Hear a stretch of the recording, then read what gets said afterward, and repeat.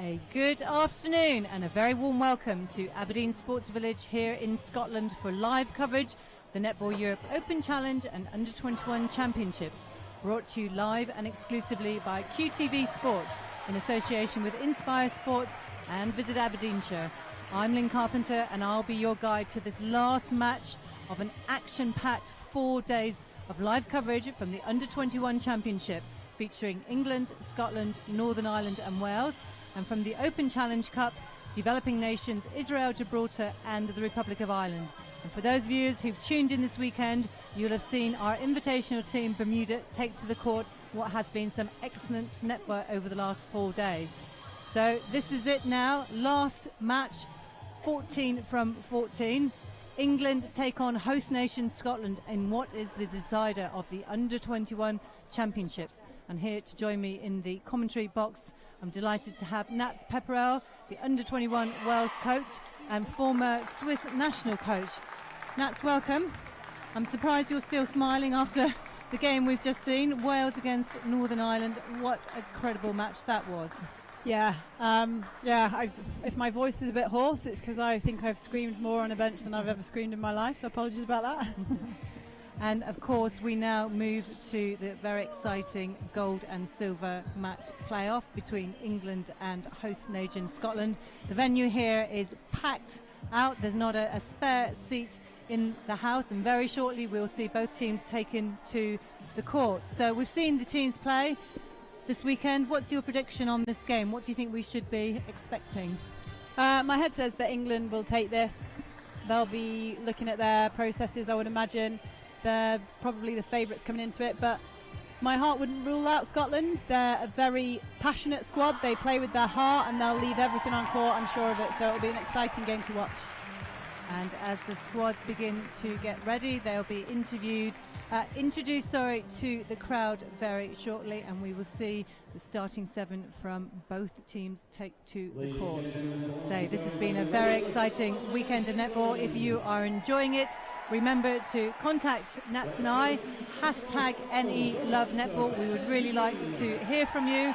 Really pleased to have you with us here. Last game of the weekend at the Aberdeen Sports Village. So let me take you to the squads now. Starting seven for Scotland. Bethan Gooden in at goal shooter. Katrina McDonald goal attack. Wing attack Kelly Boyle. Centre Becky McCalf. Wing defence Rachel Enon. In at goal defence their captain Beth Sutherland and Sarah McPhail in at goalkeeper. And now to have a look at England. At goal shooter Paige Reid, Rhea Dixon on at goal attack, Amelia Paul on at wing attack, centre for England Abigail Robson, wing defence Natasha Pavlin, in at goal defence Zara Everett, and England's captain Rebecca Airy completing the lineup in at goalkeeper. We will shortly be handing over to our umpires for this match to get the game underway. Very exciting here in the Aberdeen Sports Village.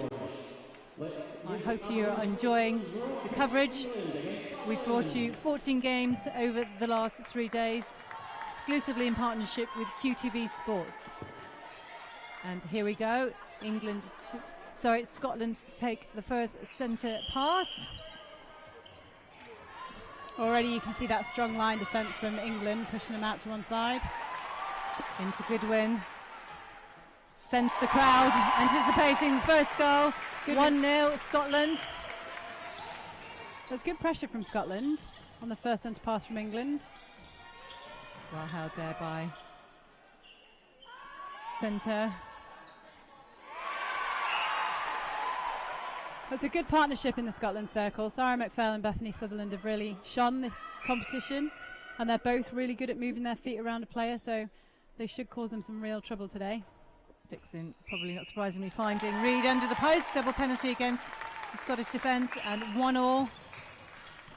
Scotland centre pass.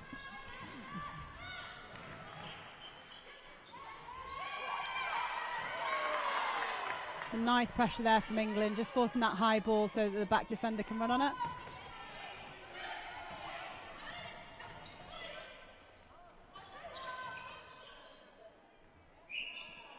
We've really got to challenge that front as well. That's something that England do very well. Post up on the front, and then if they've got the space behind, just a quick give and go with the circle edge. Get closer. Good conversion there by Rhea Dixon.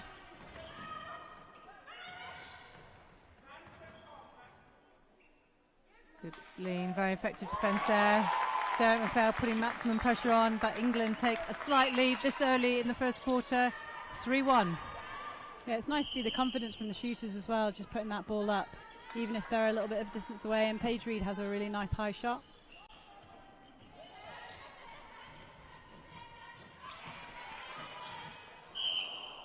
So ball not quite connecting there with Goodwin. And good turnover, almost picked up there by wing defence. Enon for England, for Scotland.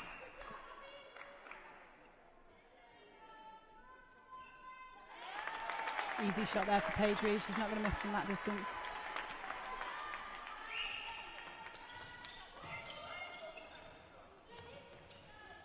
So both teams really need to find their own pace and speed for this game. Good choice from Hoare to find Dixon. The Scotland defence can't really afford to give them any penalties away in that circle because they don't normally miss. And so if they do miss, you definitely don't want to give them a second chance. So 3 minutes gone in this first quarter. England leading by 4. England put in a lot of pressure on that second phase. So as soon as that first ball's gone, they're just all stepping up and slipping in behind the attack to stop them from getting down. So Scotland are having to do a lot of passes before they can get the ball to goal. Oh, and that's great defence from Tash Pavlin. She is a very tall wing defence, so those balls around the circle edge are going to be a lot harder for Scotland. So we saw England putting this combination out in their last game with the 3 tall players at the back there. Scotland working hard though. Good turnover by Enon. Sutherland bringing the ball down. Good vision into McDonald. Yeah, it's a nice long ball, and it just takes that pressure off as well. If they can get the ball over that defensive line, then it just opens it up a little bit. England using their feet really effectively in defence there. Yeah, they've got 2 really experienced defenders in there, both of which are in Super League franchises. And Sarah Everett at goal defence has also got a lot of court time this season, so I'm sure that will help when it gets into crucial moments. Good drive to the top of the circle by Robson, finding Paige Reid.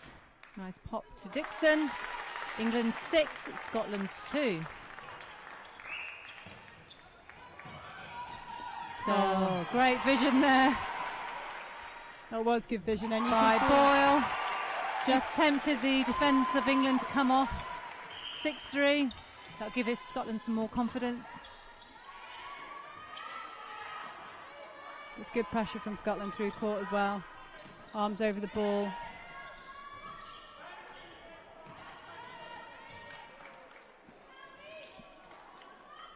Dixon.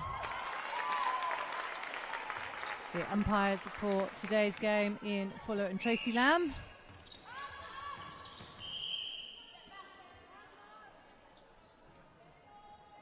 England aren't going to want to lose their goal defence out there too early. That was well read by Becky there, just kept her head up. England had created that middle space, allowed her to fly onto it.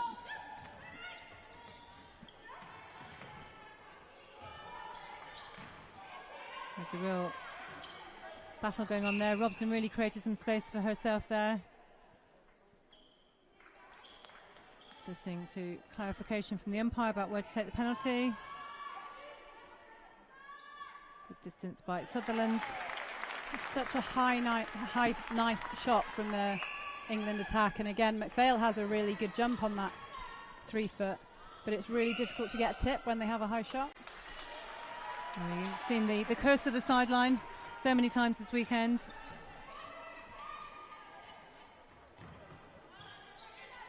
There's good patience again by Scotland, and the wing attack just releasing that space by driving through the middle. Not quite put it on the right side of Goodwin there. It's going to be a competition between her and Airy in that circle. Good movement by Goodwin. And in it goes, 8-4, and Scotland centre pass. So one back. 9 minutes left of this first quarter. And what is the deciding game for the Under-21 Championship here in Aberdeen? Oh, great reaction by Airy. Fortunately, collided. Yeah, it's good it's good movement of the ball by Scotland. Moving it quick is what they need to do so that they don't allow England time to set up.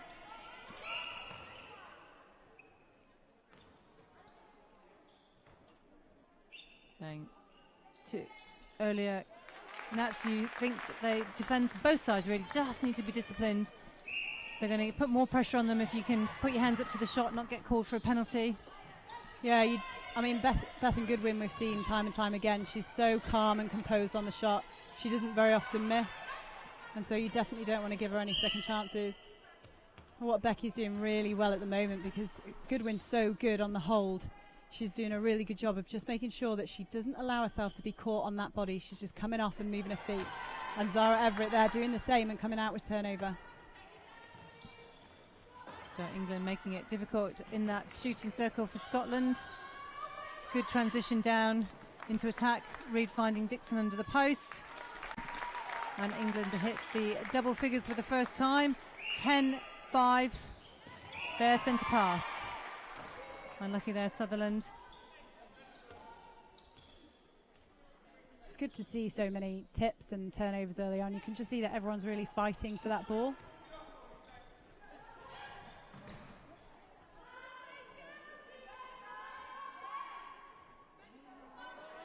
The rebound by McPhail. Sutherland releasing it early, as you say, taking the pressure off the ball coming down the court. Yeah, and wing attack as well. Just she keeps changing her angles for Scotland. So probably done her homework on Tash Pavlin. How's she going to get free? She's not going to get free running on a straight line with somebody that can get to that ball because they're so tall with such long arms. So she's just taking her one way and then changing her angle and cutting towards the ball. So great leap by Captain Airy there, but Goodwin, as you say, confident on her shots. Really helps the team when you have a shooter who's so composed. Yeah, she's such a key player, and I think it was last season she got player of the tournament the season before player of the tournament for the under-17s, and it's not surprising. So we are back to only 3 goals in it at this stage. 6 minutes left in the first quarter. England leading 10-7 to Scotland. There's good pressure around the edge of the circle there. Enon making all work for everything. Yeah, that was a great screen by Page, just stepping up to McPhail, waiting for that second for the ball to be swung and then popping out. Good timing there. Again by Boyle, wing attack for Scotland. Goodwin being forced to take the ball high. Incredible pressure in there. You just sense then that they both got a bit static. McDonald works really well when she runs into that circle hard and either runs the front or runs the base just to pull the players off a bit so that they're not just allowed to focus on Goodwin. Good understanding there. Robson and Reid. I think Reid said, "Ooh, wish that had gone in a little bit easier." But nonetheless, 12-7 now. England take a lead of 5. Just under 5 to go here in this first quarter at the Aberdeen Sports Village. We hope you're enjoying the live coverage. Remember, if you'd like to have your say on the match or any of the other matches of this weekend, send us your views at #NELoveNetball. Good defence there again by Zara Everett, just running the wing attack all the way up towards the centre.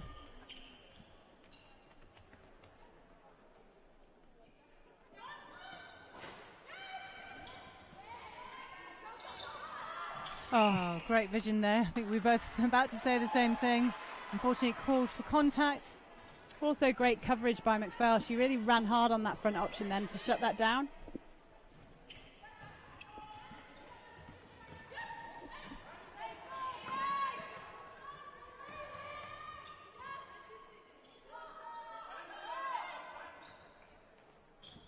Robson had two options there, front Dixon and Reed on the baseline. It's good to see how patient England are on that. If they're not comfortable with shooting from distance, or maybe if they just want to be 100% definite and get that ball close to post, their middies are set up on the edge. So England with a 7-goal advantage here.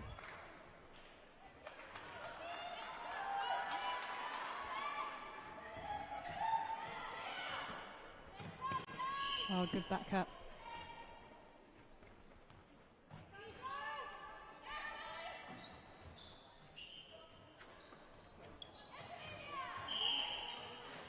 England making Scotland work for every pass. Great front cut there by McDonald.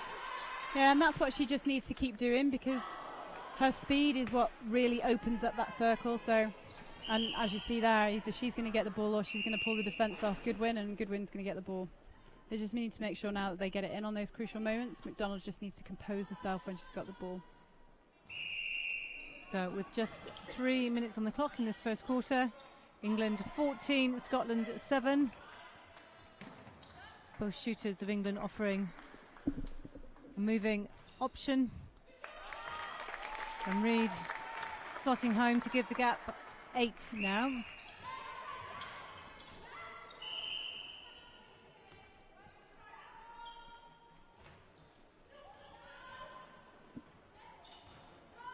Oh, nice give and go there by Goodwin. Good connection between Goodwin and McDonald.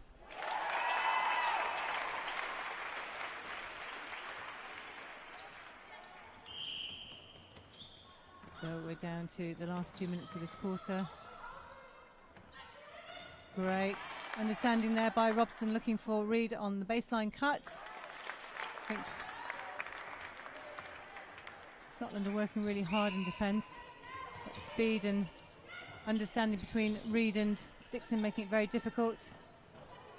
Yeah, they are a fast-moving circle, and that's always, and they're both accurate, which makes it doubly difficult to contend with.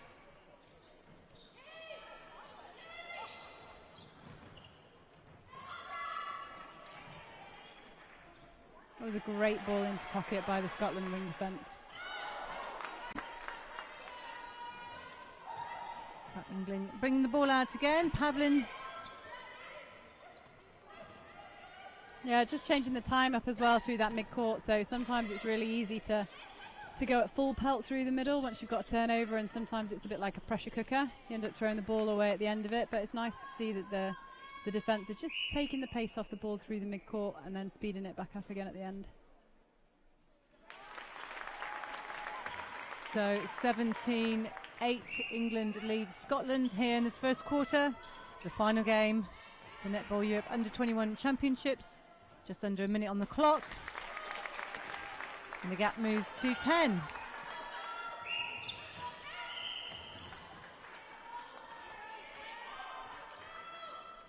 England just need to maintain that discipline on the first phase. It's good rebounding, positioning and strength by Airy. Yeah, you just sense that maybe that jump has got into the head of Goodwin a little bit, because we haven't seen him miss very often, and that seems to be 2 in a row. Just a bit too much to haul there. He wasn't able to keep it on the court. A few seconds left, but we're running down this first 15 minutes. Scotland, unfortunately,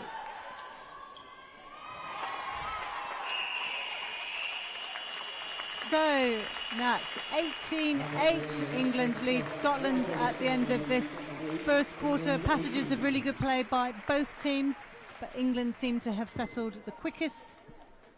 What's your thoughts?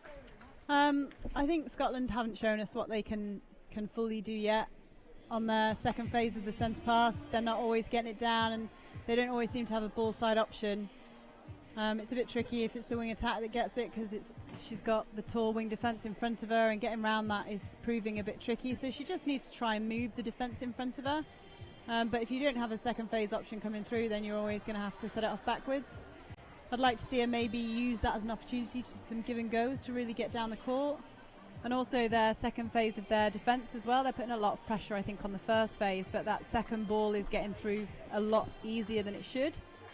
I'm quite impressed by McPhail so far, though, for the Scotland defence. I think she's doing a really good job of moving her feet and keeping fast and just putting a little bit of pressure on where that ball can go.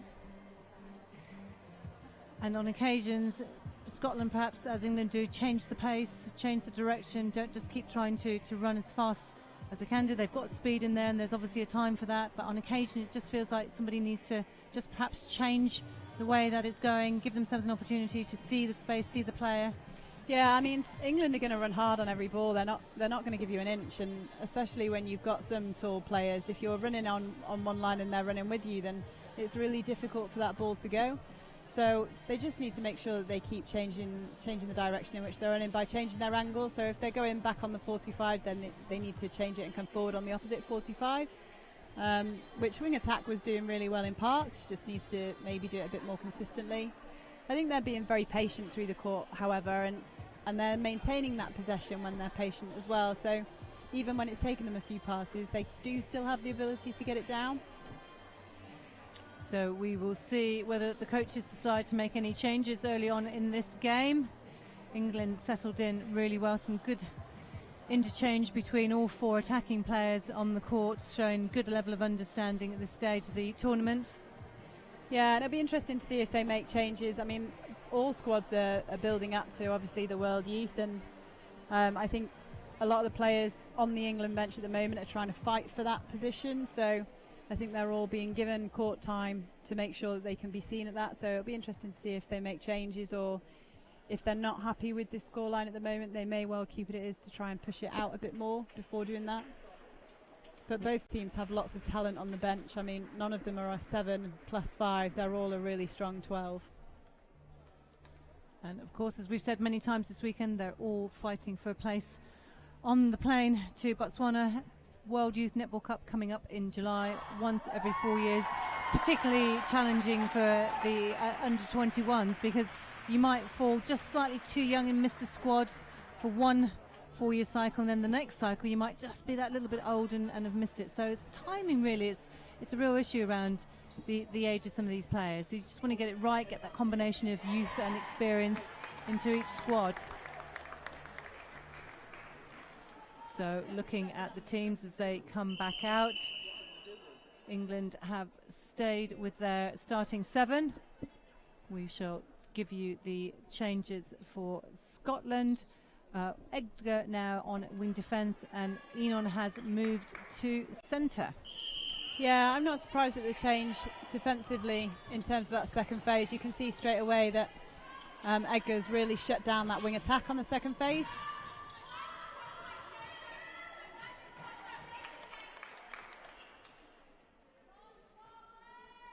Good ball into Reid. I think what's really good as well is on the centre pass, Reid's not happy with just having shot and then standing still as a shooter. She's up defending on that line as soon as Scotland have possession. There's that front cut you talked about before. Nats, Donald really driving hard, creating space. Yeah, and also nice to see her standing in front then of the defender as well, just to give Goodwin a bit of breathing space. So Hall down to Reid. I think Dixon might have just caught finger in the eye. She seems to be okay.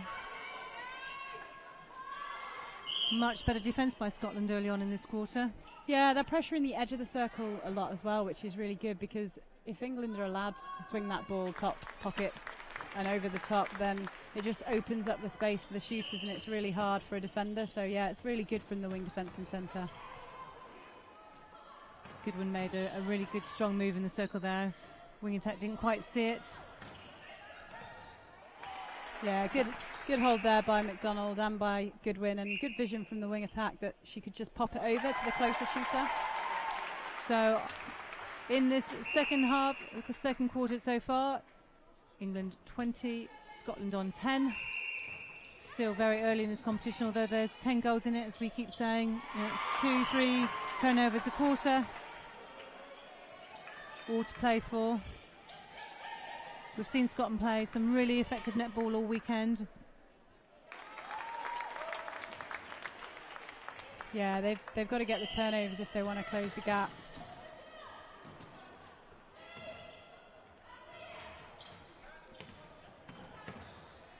Good change of direction there by Enon, but very well anticipated.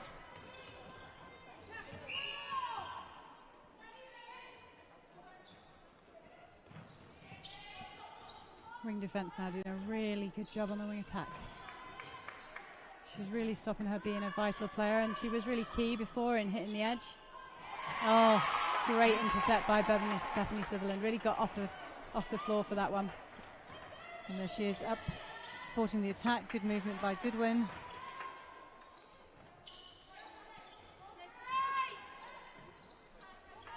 It's a very tall circle in there. Oh, McDonald, unfortunately. That was such a good run as well. She really drew that defender off and had the space in front. That's the crucial errors that we were struggling with.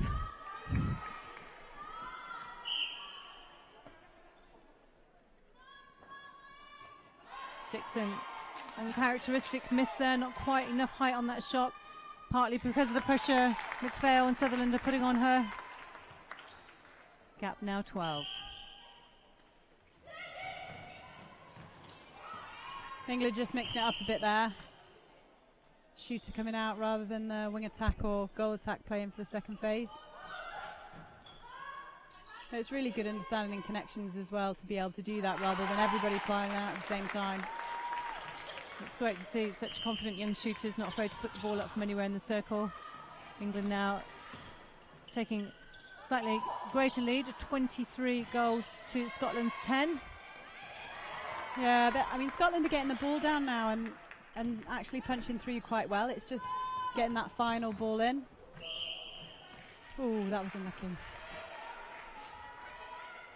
Scotland have an opportunity now to bring it back down.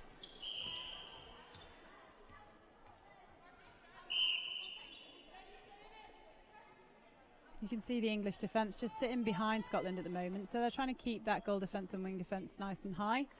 And you've got Zara and Tash at the back as wing defence and goal defence, just sitting off a little bit, looking to fly.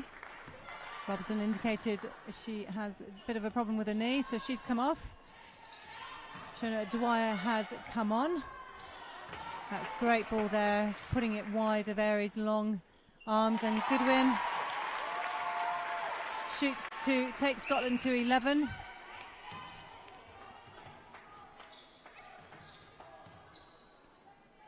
Edgar's made an impact on this game since coming on at wing defence for Scotland. To say, shutting down Paul at wing attack, just not giving them that easy options into the circle. Yeah, absolutely. She's been doing a great job, and even now on circle edge, she's on that player trying to prevent that top from being an option. And we've seen in previous games, England really like to swing that triangle to open up the shooter at the top, so she's doing a great job. Lovely ball by Boyle to find Goodwin, coming deep. And there's, oh, well read there. Great hands by Goodwin. 24, England lead Scotland on 12. We're just under 10 minutes now of this quarter remaining till we hit half time. That's a great ball into Paige Reed under the post. Yeah, just looking at the positioning of the defender.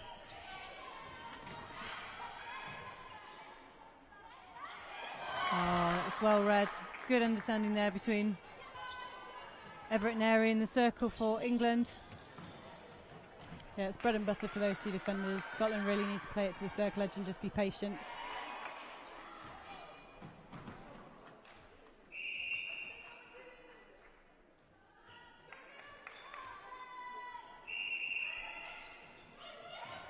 That's lovely early ball in by Dixon.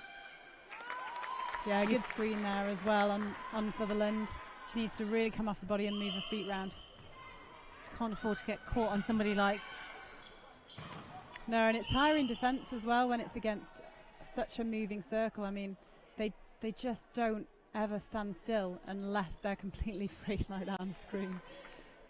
It's quite understanding by these two. Yeah, it's almost like they've played together all their netball lives, and I know that's not the case, but their level of understanding in a circle is really, really impressive. Yeah, they're constant moving. They play for each other. They're both very good at setting up screens and understanding where the space is, and as is the feeders giving it. And there again we see some excellent defence by Zara Everett. There's that again. See, England is setting up with a defender, and attacker, and either defenders can go on that middle ball to Goodwin. They just need to be a little bit cleverer, play it to the edge, and allow McDonald to come round. There we go. Good vision there. Good movement. That's better by Scotland. Halfway through this second quarter, England still leading Scotland 27-13. That's good pressure by Scotland. That's one of the turnovers we talked about seeing, but... Yeah, and Scotland using that long ball well, actually, and if England are going to set up and keep Scotland high, then they need their back defenders to run on those long balls.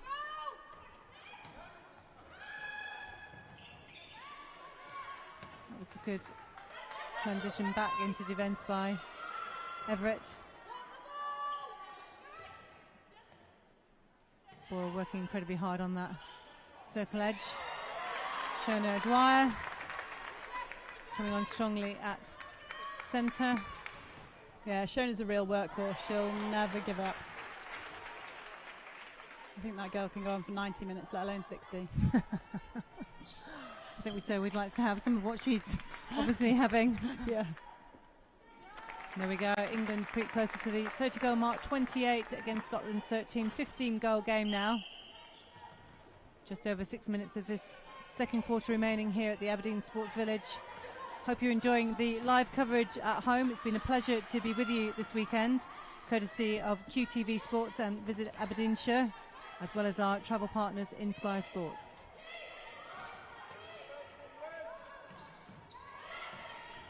That's great patience by Goodwin. Yeah, that's much better patience, especially considering the pressure that's been put on them by the defence.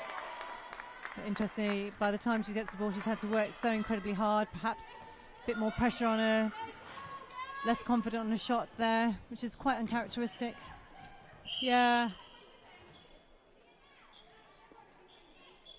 It is hard for a shooter when, you know, you put off balance. You've caught a ball, you've put it off one hand, you've landed on one foot, and then we're expecting you to turn around, look at the post, and within 3 seconds get it through the net. Sounds easy, doesn't it? If only. I've always wanted to be a shooter, just can't shoot. That's great, little pop there. Good balance by Dixon. It's that confidence, like you say, the connection between them. They know each other are there. They know that Dixon knew she could offload that back and Reid would be there to pick it up. And it looks so casual, but it's been done through so much work. I think that's a little bit of desperation there by Sutherland, just trying to get the ball down to the shooters, knowing how hard it is, how they're all working so incredibly at pace. Yeah, good swing there. Hall knew that Dixon had that goal side free on her defender.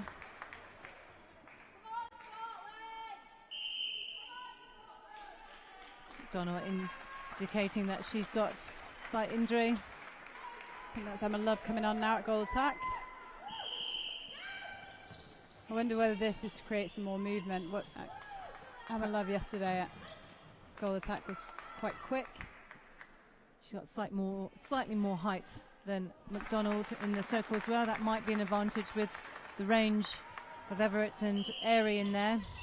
Yeah, and it's, as a coach, you know, you've got to make those changes if it's not working. You could roll out the same thing, because you know that they can give it eventually, but when the scoreline's ticking over it as it has been doing, you've got to make a change. And interestingly, that change opened up the circle, perhaps different movement from Love.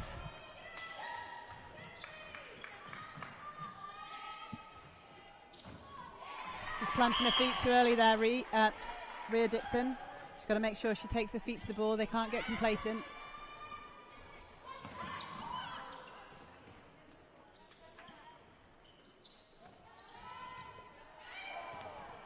Going to be out of the reach there. Yeah, that's Kelly Boyle. Good defence there by England again, just sitting ball side, not getting done on the dodge and forcing the long diagonal.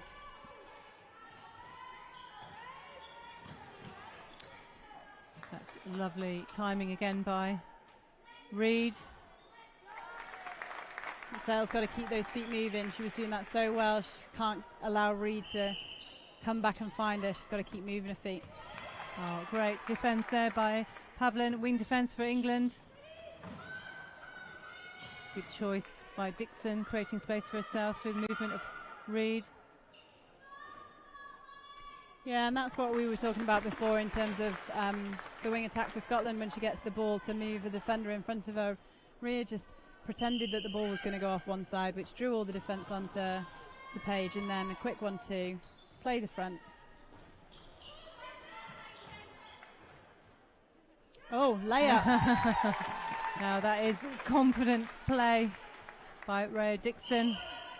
35 England lead against Scotland's 14. 21 goal game here now. 2 minutes left of this quarter before half time. Teams will be thinking about changes or... That's twice.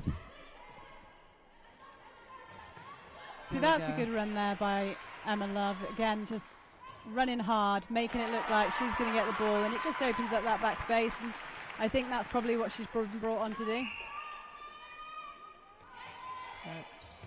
England looking to get support for the centre pass from the wing defence.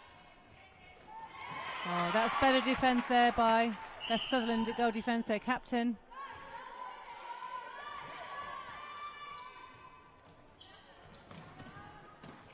Good ball from Boyle.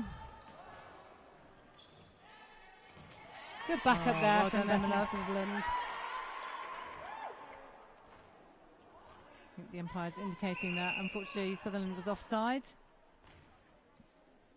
So with just over a minute on the clock, Airy takes the ball for England. Dwyer and Hall linking well. If you watch Dixon or Reed, whoever's out of the circle, they immediately look shooter to shooter. Yeah. Seeing where... And it's not just looking for the immediate ball either. They're looking for where they're starting to move, and if they can see that they're going to move to the space and it's going to open up, they keep that eye contact for a good 2 seconds to be able to send that ball. Now that's also confidence in your middies that you're going to be able to turn around, and if you can't see it, you'll be able to offload it. England throw in. Just over 30 seconds to go now until half time. 20 goal gap here between England and Scotland.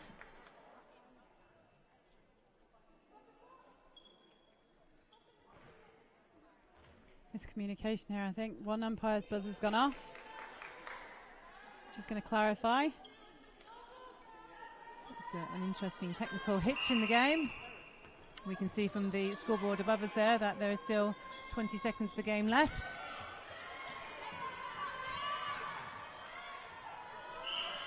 Clock running down. There's nice patient play, because when something like that happens, sometimes it can throw you a bit, but it's good to see the professionalism of the athletes, that they can still keep calm.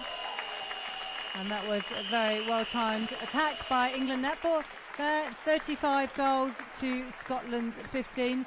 Some passages of really good play by Scotland, though. Nats, the score, 20-goal difference, doesn't really reflect some of the quality we're seeing on there. Emma Love's just come on a goal attack, creating options in that shooting circle, linking really well, drawing the defenders, giving Goodwin space under the post. Yeah, I think Edgar came on really well as well at the beginning of that quarter as wing defence, and just silenced Amelia Hall a bit. She's starting to punch back through the middle again, so they might want to revisit that and look at what she was doing so good at the start of that quarter and just refresh that in her mind to make sure that she carries on keeping that quiet, because that does put a bit more pressure then on the England attack in terms of being able to open up that circle. It's interesting again, we look at all aspects of the game, we look at what the umpire's doing, how the bench craft is going on, and we see both these teams, England and Scotland, taking that opportunity to move over. The last game, Wales, Northern Ireland, interestingly, Wales opted to stay here on the court. What's the kind of thinking behind that? Well, I can't speak for anyone else, but we've very much been involving the athletes in the process and what they preferred. So we'd been through all the processes of the games, like what happens in the warm-up, what happens at team talks, and giving them that option. They preferred to stay because actually the movement away just affected their focus a bit, they felt. So it was more an athlete choice than a management decision. But for me as a coach, I wouldn't really mind either way. Well, I suppose in some ways it's 8 minutes. It's how you use those 8 minutes to the best advantage in a situation like that. And it is all about knowing your players. All the players are different. So interesting that we see both teams going off. One of the coaches earlier was saying that sometimes in a venue like this, where the crowd is so close to the bench, you can hear the noise from the crowd a little bit, but also the opposite. The crowd can hear what the coaches and that are saying, and it just sometimes feels like you might want to have a conversation that you're not hearing everybody else saying, particularly depending on who's sitting behind your bench at the time. Yeah, I can understand that. I mean, we had a lot of parents behind ours, and if I'm honest, we're very lucky at Wales that the parents and the supporters that come are very supportive. They're very supportive of everything, and actually the encouraging words that the girls can hear on the bench from the parents is actually a positive, because one of our things was that they had to go off and thank all those supporters afterwards, because it makes a difference sometimes. And yeah, they're like the 8th player. Well, and we talked to Geraldine Maguire earlier on today. She talks about the team behind the team, and she was meaning at that stage the volunteers, the bench officials, and everybody who makes netball work. But of course we can't forget that, particularly for young athletes, the support they get at home and the family understanding what it means to be a performance athlete, and how almost the whole family have to kind of embrace that. There's time the parents give to take young players to and from matches. It's a huge commitment. Oh yeah, it's absolutely vital in terms of like you say, the logistics and transport and stuff, but also actually in the fact of the mental support. So if you have a player that's not taken to court for a game for any reason, it's really important that the parents are supportive of that and that they see the bigger picture, because that can then have an influence on the player as well. And if their parents are backing the coach decisions, then the girls are more likely to back the coach decisions as well, and that ultimately is what makes a cohesive team and a team that's going to play for each other. So yeah, like I say, we've been really lucky, but as you can hear from the noise in here as well, the support from the players and supporters for all teams has been amazing. We've seen over the weekend Bermuda have travelling supporters with them, as do Israel, Gibraltar. So from some of the far-flung places of the region, but also wider, people are getting behind their teams. They want to be here. There's such a kind of a sense of a netball family. We talk about it a lot. We know that on the court, and as you saw in that last game, right down to the last couple of minutes, that feeling that you're absolute competitors out there. You both wanted to win the game, but the minute the game's over, there is an acknowledgement about the quality of the play that both teams brought to the court, and the fact that there's a lot that you can learn from each other. And the more we all work together collectively, the better the opportunities are through events of this nature, and just generally for players in the region. Oh yeah, absolutely.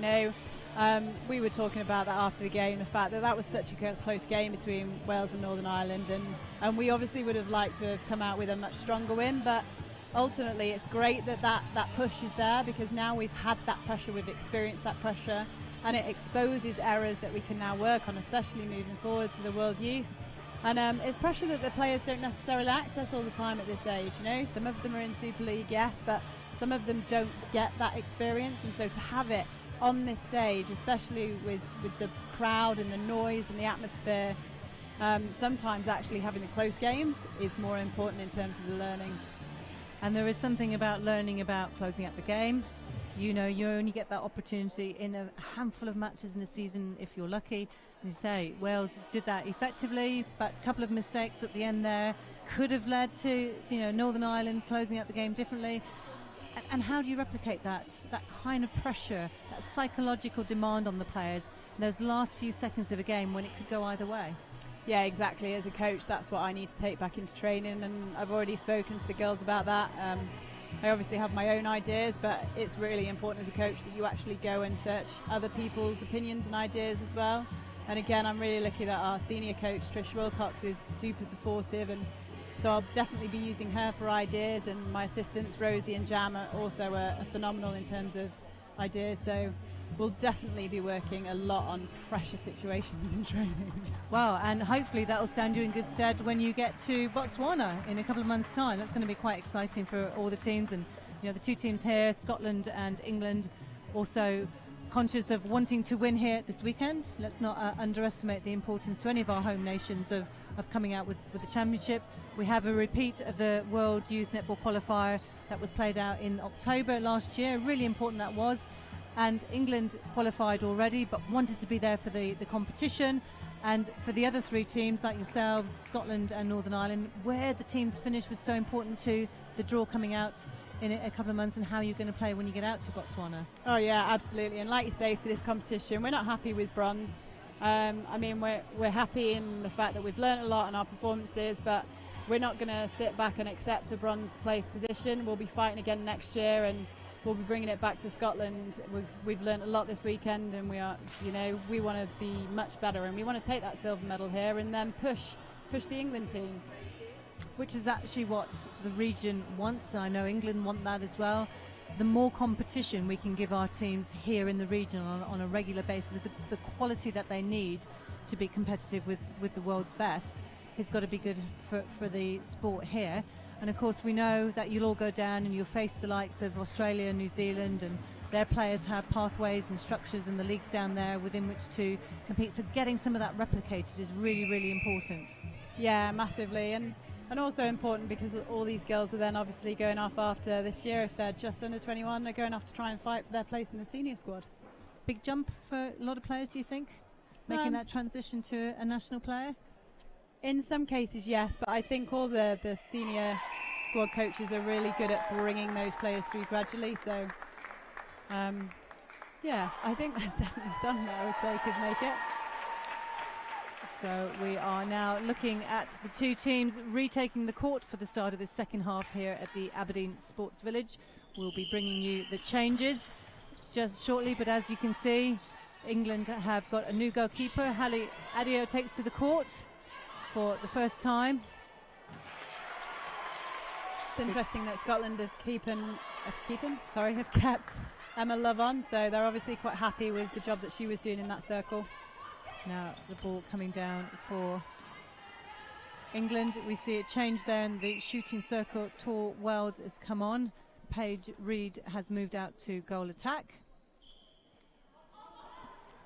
Yeah, and both of these players are involved in Super League sides again, the same as Rhea and Paige as a combination, so both with a wealth of experience. I think Wells brings a slightly different style in the fact that she's very good at holding her space. She'll probably play more of a holding game, and Reed will probably play a little bit more out of the circle to give that one-on-one challenge. And we see that the pack at the back here has been shuffled slightly by England, with Adio joining the court. Aries moved up to goal defence. Everett's moved out to wing defence. So still very tall combination out there for England. Yeah, and that's the position that we've seen Everett on more as at Super League as well. So I would imagine she's a bit more comfortable there.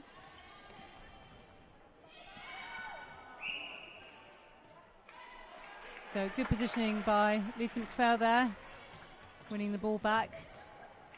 So a good release by Emma Love, just having a look to see if Goodwin was the right option. Probably chose wisely to pop it back and rebuild. Yeah, and it's good confidence as well from the wing defence to send that ball over to the wing attack in the pocket over the arms. It's got to be a pinpoint accurate ball, so to have that confidence is really good to see early on. So England trying to put a double on Goodwin, but she repositions to get the ball. Scotland now 16, England 38.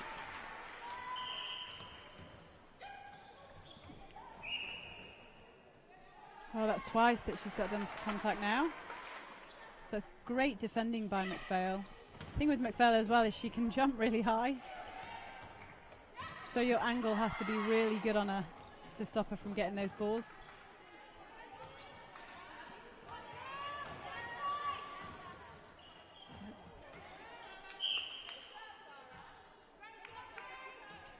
Love just keeping her options open there, trying to look back for support. Yeah, and again, sometimes you just need to fake the defence first, especially when they've got such a strong 3 foot. Just give yourself a bit of breathing space.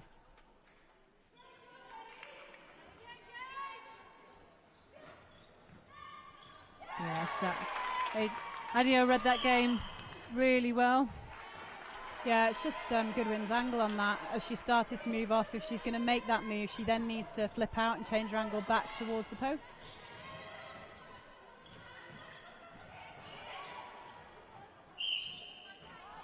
That's unfortunate.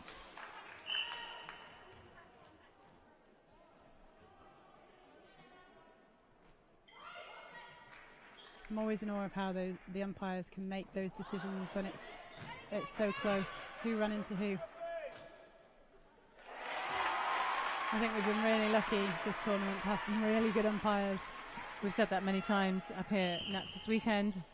8 of not only the top umpires in the region, but I think they're world class that we have here. Oh, absolutely. 3 will be going to Botswana in July, and as we've acknowledged, players can only be as good as all the support around them, including our umpires, and the quality this weekend has been outstanding.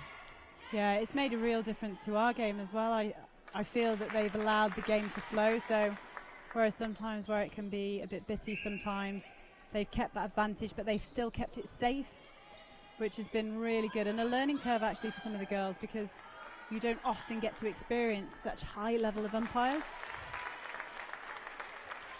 So score now, England on 40, Scotland 17. Just over 10 minutes now remaining in this third quarter here at the Aberdeen Sports Village.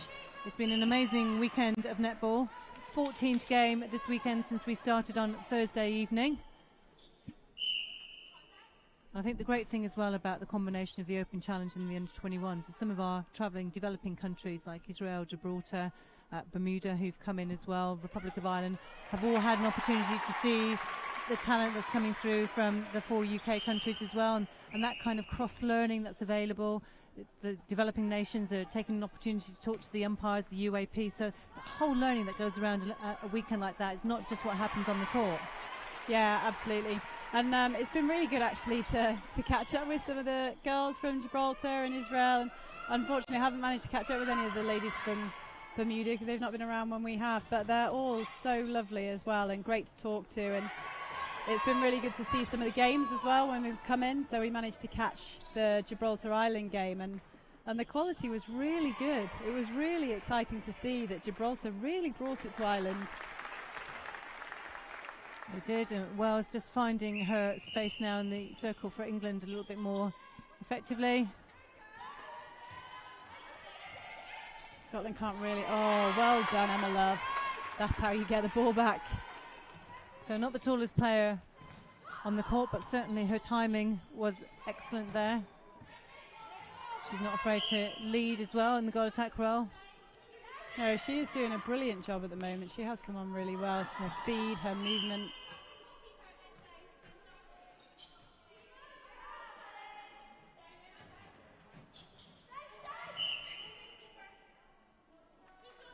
I think the difference there is though when she had that ball, I'm surprised she didn't pop it over to low to Goodwin. Goodwin had the front space, but makes no difference. They work it to goal anyway.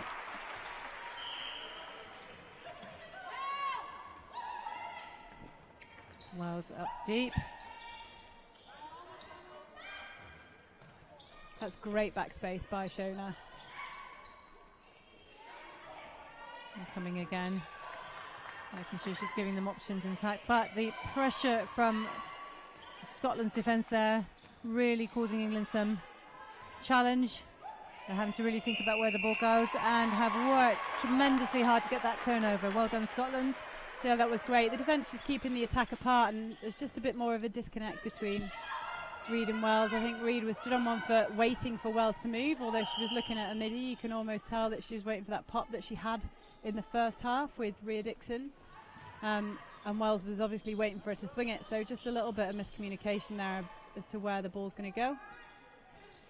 So Love again working hard and patiently to allow space to be created for Scotland.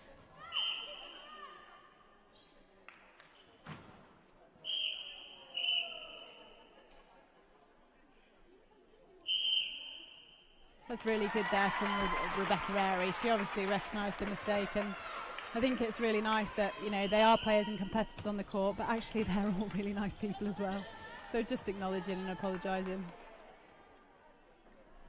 So as we head into the second half of this third quarter. That was great quick play by Scotland. That quick release is what they need to keep doing. Just need to sink the shots at the end of it. Good pressure there by Sutherland. Yeah, I think this style of play will suit Sutherland more. She's very strong man on man, and she's really good at running those long straight lines. So if Reed comes out for the long ball, she's going to be much better at intercepting those as opposed to that very fast moving circle. Great take there by Wells. Yeah, better angle and better feed. Wells just getting McPhail on her back. Becca Airy indicating she's coming off. Two changes there. Anya Wood coming on at goal defence and Abby Robson back at centre.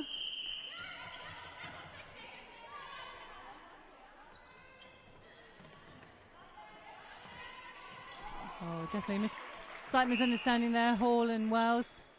Oh, I think she might have caught that before it landed when she was outside of the court, which unfortunately the ball isn't out of play until it's touched something outside the court. So if you are grounded and you catch it outside of court, then you are the one that took it off. Yeah, if in doubt, let the ball touch the floor. Yeah. So here come Scotland again. 43 to England, Scotland 20. Emma Love. Yeah, that was good work by Metcalf as well for Scotland. Again, she's starting now just to use the ball a bit more, shift the defence, and the defence are going on that, and it just opens up that space.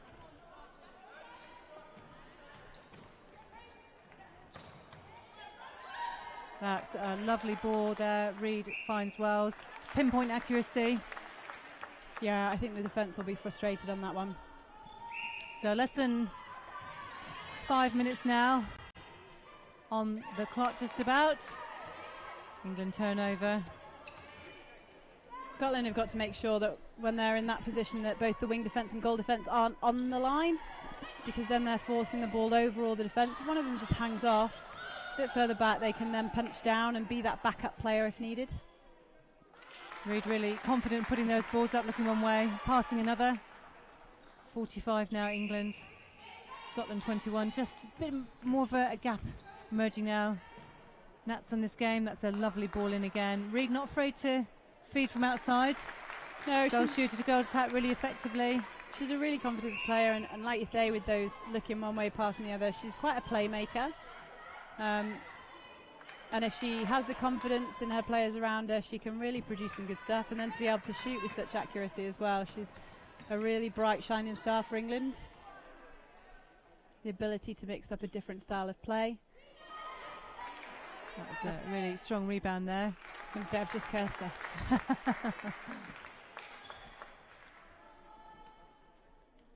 So I hope those of you who are tuning in watching this, the final game, 14 of 14 from this weekend, are enjoying the coverage. That was really unlucky again. That is what Sutherland does so well. She's running that straight line and she's going to go for that ball. Just ran out of court.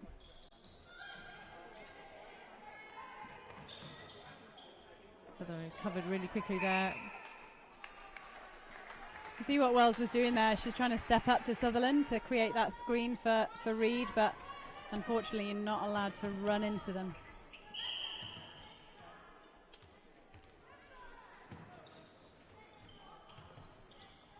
Good arms over there by Anya Wood, covering the wing attack as well.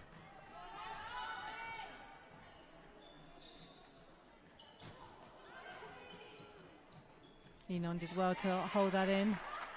found Love on the end of the circle. And Emma Love.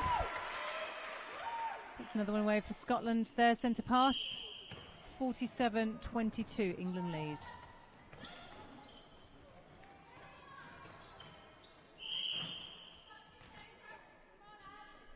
Need to make sure they keep that discipline, England. Adio did really well then, moving her feet.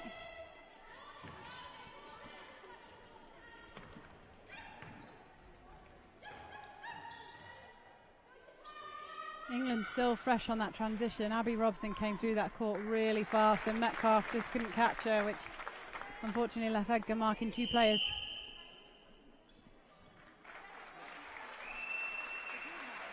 So we see another wing attack. Kelly Boyle takes to the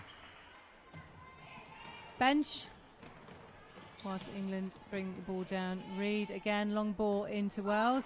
Did well to hold on to that.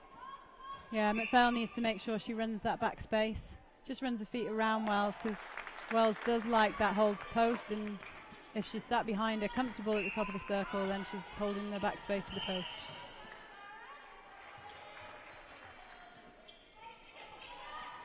Good there to see Adio covering 2 players as well. So Mitchell now on at wing attack for Scotland. Opportunity to see what she can do. Oh, great. Yeah, such good vision there by Paige Reid, seeing that those 3 players have been pulled onto that, and by looking at it, giving the defence the feeling that it was going there, just opening up Frankie Wells at the back. That is great play by England in this quarter. 51 now, the score for England. Scotland 22. They've really been pegged back in this quarter, so very strong defence by England. Not a huge number of opportunities on goal for Scotland.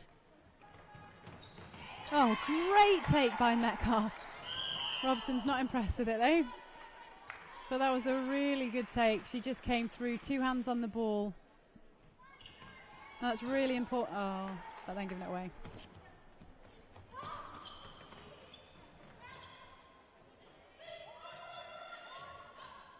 They're just perhaps getting caught a little bit flat in the circle, England.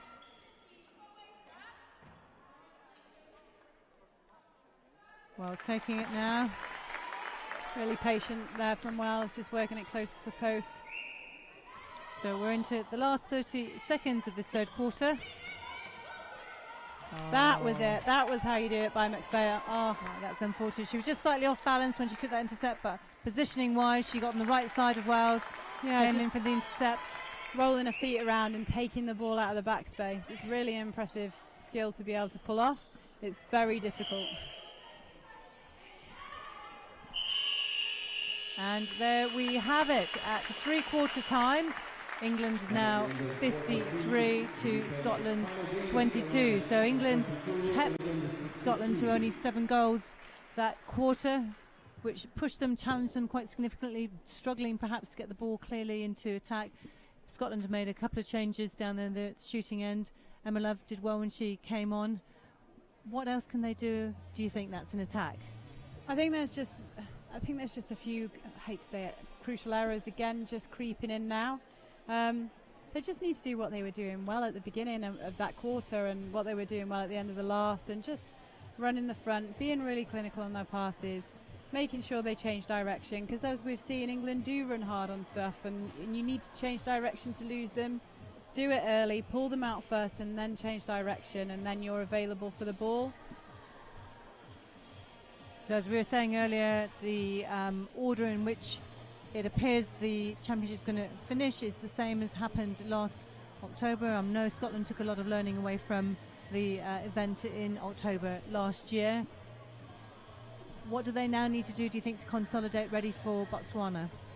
I think what they're doing at the moment, to be honest with you, they're playing a lot of their bench players as well now, and we saw that again yesterday against Northern Ireland. They managed to get everybody on, and it's important that the youngsters and those who have less experience get that experience now.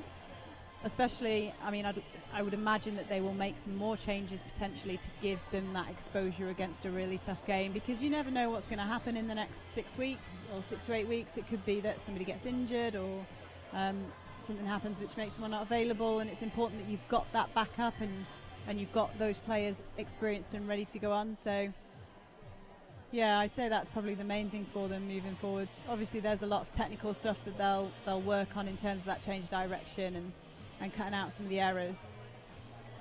And England have built a really commanding lead there, some passages of really good play. I think there's some learning opportunities in that circle with Reid and Wells, perhaps not as an experienced pairing as Reid and Dixon, but some really nice passages of play emerging towards the end in that quarter. Reid was finding Wells really well under the post. She was getting good position, really good transition and speed from O'Dyer down the court supporting in centre. Yeah, I think the Rhea Dixon and Paige Reid combination was working really well in terms of they were both playing really well with that style, and I think it just took a bit to adapt to a different style of a more holding shooter and what you need to do around that holding shooter. It started off well in terms of the fact that Paige Reid was out a bit more, and there was that one-on-one, but then when they dropped back and made it 2-on-1, it's then just how you play off against that. And the small passes as well in the circle, I think sometimes, Paige is looking for Frankie to move a bit more, so Reid's looking for Wells to move, but she's holding for the swing. So just that understanding of when do they swing it, what are they looking at, and when do they play the triangle.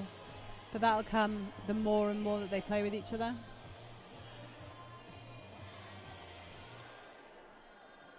So we are just getting ready to go back on court here. Scotland come out to take to the court.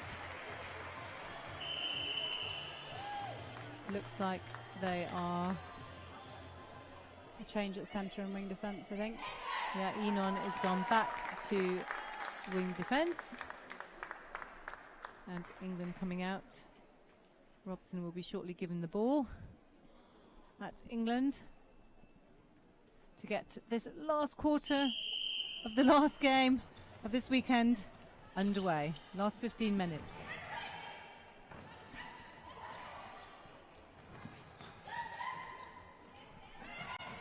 Oh, it was a good screen there by Paige Reid. Just as the ball was swung, recognising it early and stepping across the front of that defender driving in. So Boyle now at centre for Scotland, finds Enon, who's dropped back to the wing defence role. Good hands by Hallie Adio. Pressure, frantic attack caused by that England defence. They just need to stay nice and calm. It's a lovely ball again in by Reid, finding Wells. Yeah, and again, that's that backspace that Wells does really well. So we just need McPhail to keep moving those feet, make sure she keeps that roll around to stop that backspace ball.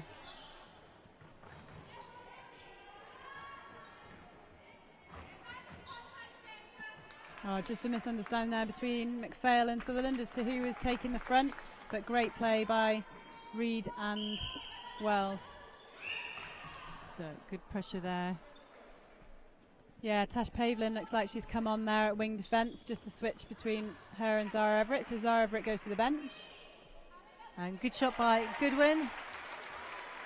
She's highly capable of shooting like that under pressure.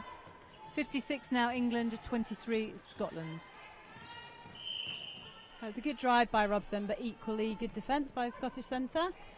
Putting pressure on that ball. You see Reid just wanted Wells to change direction. That's what you were saying about not getting caught too flat on the baseline. Yeah, and she just needs to do it a bit earlier, I think. That's where the disconnect is coming in a little bit.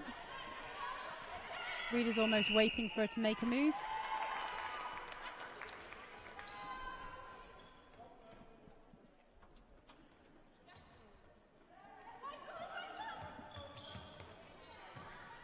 Pavlin just needs to make sure she can snatch that in. It's a great front cut by Amelia Hall. We saw McPhail come round with her opposite arm on the intercept there. Really anticipated where the ball was going to go. It's good patience by Scotland and great recognition of Love to pull through the middle when both of her mid-court were caught non-ball side.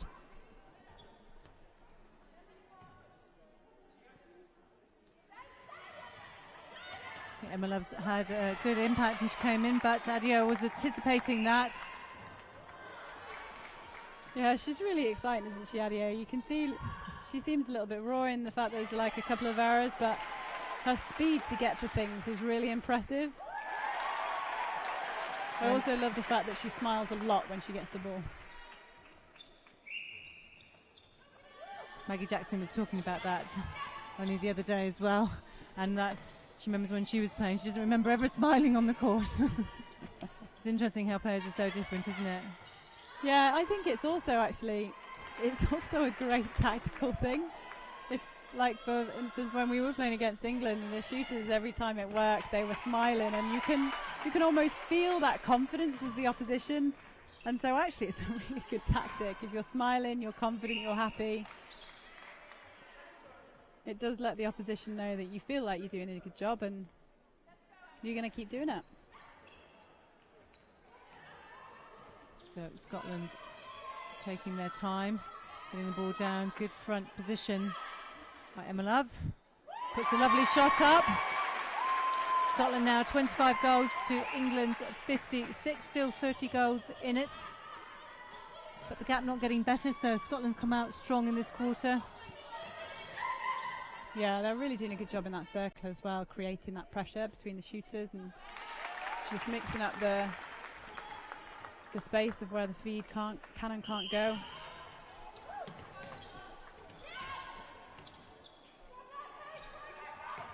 You watch Adio at the back, she constantly moves her feet forward, drops back, moves, so if one of the Scottish players is looking down, never quite sure, does Goodwin have space in there? Just creates that perhaps momentary hesitation. Yeah, and you feel like Goodwin's just starting to move quite a lot. I'm not sure she needs to move quite that much. I feel like she needs to just maybe try and get onto the defence a bit and hold a screen. But it's the work of Adio and Wood that's stopping that from happening, because they just keep coming off her and they won't allow her to set up. That's better by Scotland there, holding up the ball. Robson and Pavlin linking, and great vision there by Amelia Hall into Wells under the post. So we're into the last 10 minutes of the tournament here at the Aberdeen Sports Village. That's better by England. Another good shot by Paige Reed.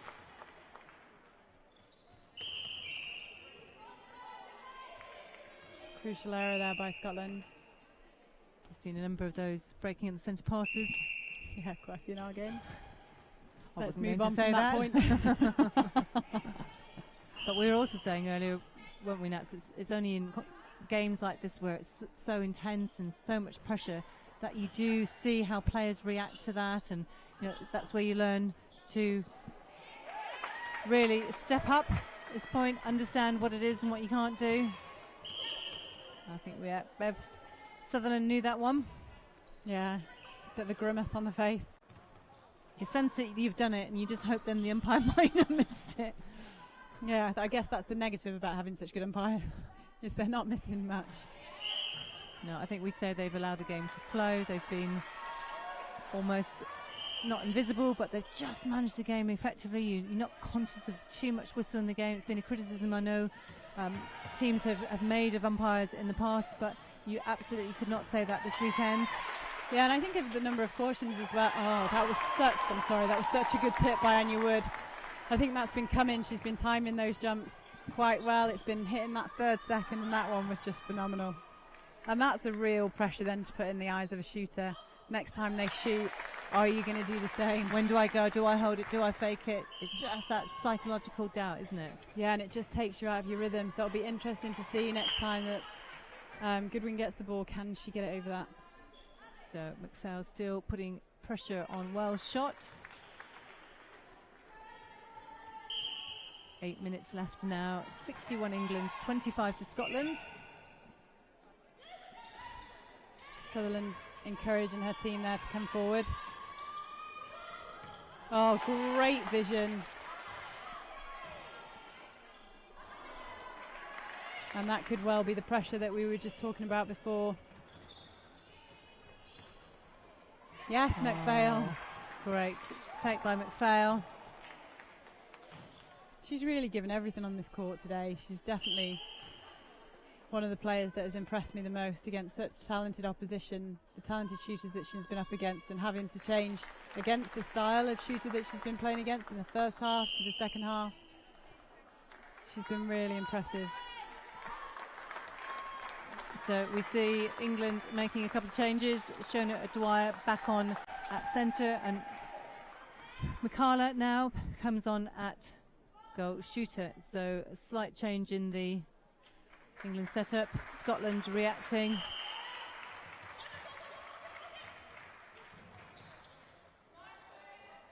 Mikala nicely in and out with Hall.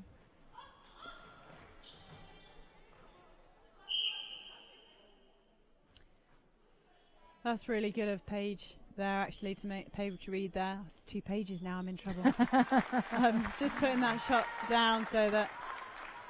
Yeah, Mikala missed her first one. Just give her a bit of confidence, let her have a penalty shot, settle her nerves as she's come on. Yeah, it's really good recognition and teamwork to be able to do that, because sometimes you're so focused on the game that you don't think about the extra psychological pressures. So it just shows the maturity and the experience of Reid.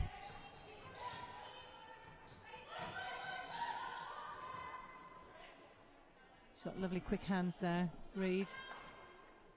Yeah, she'll have played with Shona O'Dwyer before as well. They both played NPL together last year, and they're both featured in the under-21s for Bath, so that connection might come a bit easier. So we see Scotland bring Morley on at centre, Boyle now at wing attack, conscious that they need to perhaps try something a little bit different in their attack. It worked. So England 64, Scotland 27. That's good pressure there by McPhail. She had to change her angles at least twice on that. Might even been a cheeky third time, but comes out with the interception.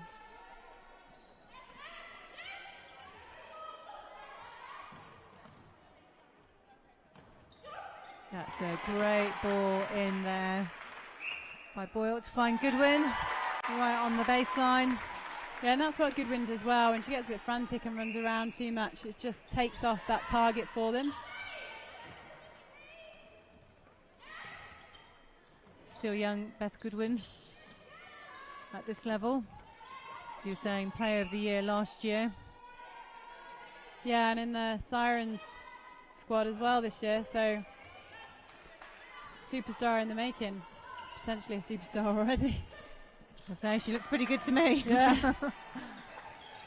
Of course, Sirens playing tomorrow night here in Scotland. So great few days of netball. Really grateful for all the support of Netball Scotland in being able to host the event this weekend. We couldn't have done it without you and all your volunteers. Plus, of course, the support here from the Aberdeen Sports Village and Visit Aberdeenshire.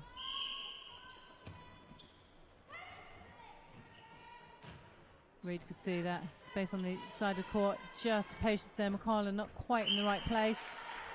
Yeah, I think that's, again, credit to the defensive work that's going on. They're making it really difficult for that ball to go.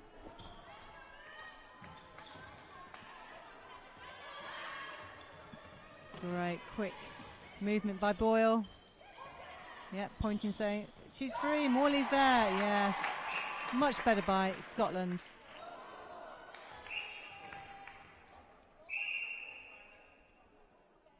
So as we can see from the scoreboard, just under 4 minutes to go now in this game. It's great to see that both teams are still fighting for this as well. That intensity that Scotland just brought the ball through the court. When you've still, you've only got 3 minutes left, it's great to see that these girls still have that intensity and still that fight. They're very conscious that they're not only fighting for the game, but wanting to impress every time they can with the opportunity to go and play a World Youth Netball Cup.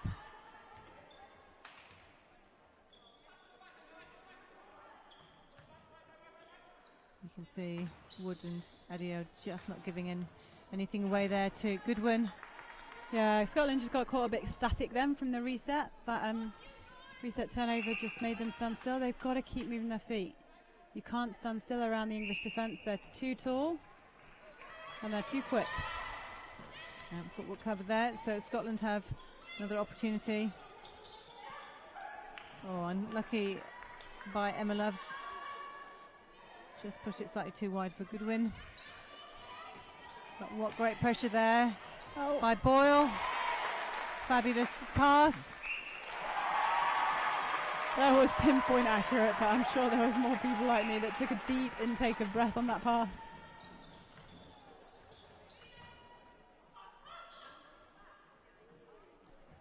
I have to say, Paige Reed's movement just as constantly looks effortless. She's quick, she's strategic on the court, yet she makes it look so easy. Yeah, she's got such a vast toolbox of ways of getting free as well. So you'll see her do a step change, you'll see her do a half roll, a full roll. And like you say, always in context and in relation to where the players are and where the ball is. She is a very good player.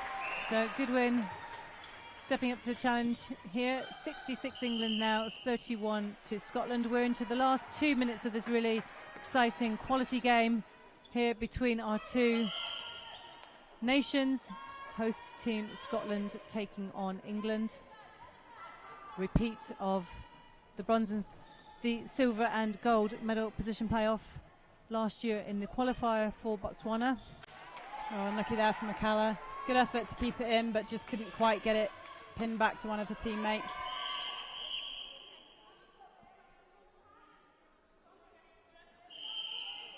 Didn't quite hear what the umpire said there. No, I think it's good to see that they stop the time when it gets towards the end of the match, and they're making sure that neither team can get away with delaying the play to stop the other team from playing. You know, you're going to play a full 60 minutes and the umpires are making sure of that, and that's really good to see. We've seen that used to really good effect over this weekend. Umpires absolutely in charge of the game in a really positive way. And in those close games, particularly you've seen in Wales, Northern Ireland just a little while ago, you know, some of that delay tactics that might come into the game, creep in, can make a difference in such a tight match. Yeah, absolutely. And they're really making it about, if it's a tight match and you want to slow the time, you know, make the time go quicker, you've got to keep possession of the ball as opposed to being able to contact or obstruct to slow down the time. So yeah, it's really good umpiring. So umpire calls England for footwork. We're now down into the last 30 seconds, and Wood saying still going to have another go. Yeah, well my done, team. Wood. Reed all the way down there already. Nice pop. Great by McConnell. There we go. Last 10 seconds of this game, Nats. Will we have time for one more centre pass? We won't do, and there we go. England have taken a convincing win against Scotland, winning 68 goals to 31. That's it now from Aberdeen here. Hope you've enjoyed the coverage so far this weekend. You remember you can catch all the games up on home if you have missed anything this weekend on the Netball Europe YouTube channel. Nats, final comments from you. Just massive congratulations to England and Scotland for that game, and a huge thanks to everybody involved in the competition and the live stream, and it's been really good, so thank you very much. And a special thanks from us at Netball Europe to all the partners here this weekend. This has been a Netball Europe and QTV sports coverage, very much in association with the Visit Aberdeenshire and Inspire Sport, and of course all the team here at the Aberdeen Sports Village. Nats Paparel, thank you very much for your time today. Congratulations for Wales on your bronze medal. Really good game just a short time ago. We will now leave you with pictures of England celebrating their win here at the Under-21 Championships. We will, of course, be going to the presentation shortly. But a special thanks to all of you at home who've had the opportunity to tune in this weekend. We've really appreciated having you with us, and we look forward to seeing you back at Netball shortly. Thank you, and a very good afternoon.